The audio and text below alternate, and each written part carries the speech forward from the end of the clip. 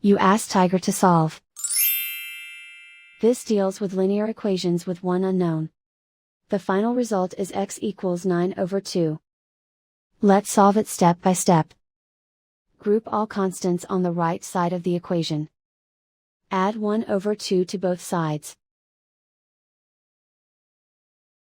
Combine the fractions.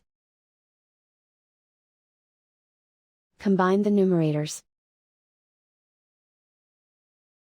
Reduce the zero numerator. Simplify the arithmetic. Find the lowest common denominator. Multiply the denominators. Multiply the numerators. Combine the fractions. Combine the numerators. Isolate the x. Multiply both sides by inverse fraction 4/1. Group like terms. Multiply the coefficients.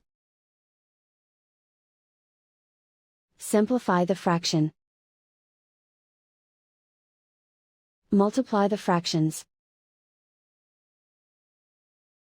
Simplify the arithmetic. And so the final result is x equals 9/2.